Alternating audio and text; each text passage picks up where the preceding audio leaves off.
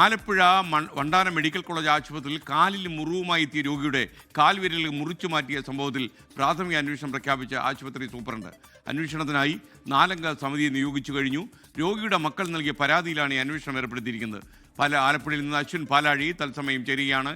അശ്വിൻ, ശരിക്കും ഈ വിരലുകൾ നഷ്ടമായ ആളും അതേപോലെ അവരുടെ കുടുംബാംഗങ്ങൾ ഇപ്പോഴും വളരെ തന്നെ രോഷത്തിലാണോ?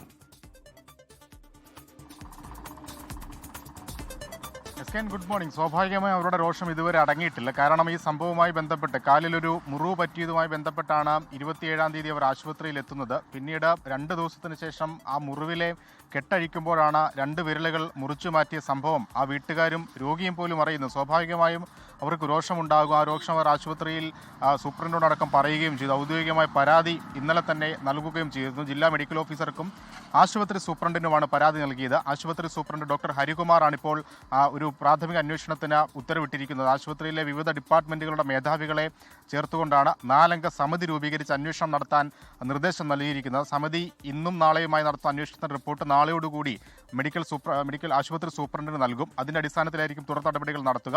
നമ്മൾ ഇന്നലെ സൂപ്രണ്ടുമായി ബന്ധപ്പെട്ടിരുന്നു. അദ്ദേഹം പറയുന്നത് അവരെ ശുശ്രൂഷിച്ച നഴ്സുമാരടക്കമുള്ളവർ അവധിയിലാണ്. അവരോട് ഉടൻ തന്നെ തിരികെ എത്താനും നിർദ്ദേശം നൽകിയിട്ടുണ്ട്. എന്തെങ്കിലും പാകപ്പിഴ അല്ലെങ്കിൽ ഏതെങ്കിലും തരത്തിലുള്ള തെറ്റ് ഇവരുടെ ഭാഗത്തുനിന്നുണ്ടായിട്ടുണ്ടെങ്കിൽ കർശന നടപടി എന്നുള്ളതാണ് ഡോക്ടർ ഹരികുമാർ പറയുന്നത്. ഇതിൽ പ്രാഥമികമായൊരു തെറ്റ് ഈ വിവരം ആശുപത്രി അധികൃതർ ഈ ബന്ധുക്കളെ അറിയിച്ചില്ല എന്നുള്ളതാണ്.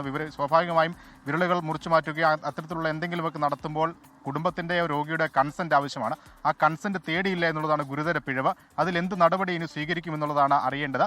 ആരോഗ്യമന്ത്രിക്കും കുടുംബം പരാതി നൽകിയിട്ടുണ്ട്. ലോകത്തെവിടെയായാലും ഏത് സമയത്തും 24 വാർത്തകളും ഓഗ്മെന്റഡ് റിയാലിറ്റി പാക്കേജുകളും എക്സ്പ്ലെയിനറുകളും വിശദമായി കാണാൻ ഞങ്ങളുടെ യൂട്യൂബ് ചാനൽ നിങ്ങൾക്ക് സബ്സ്ക്രൈബ് ചെയ്യാം.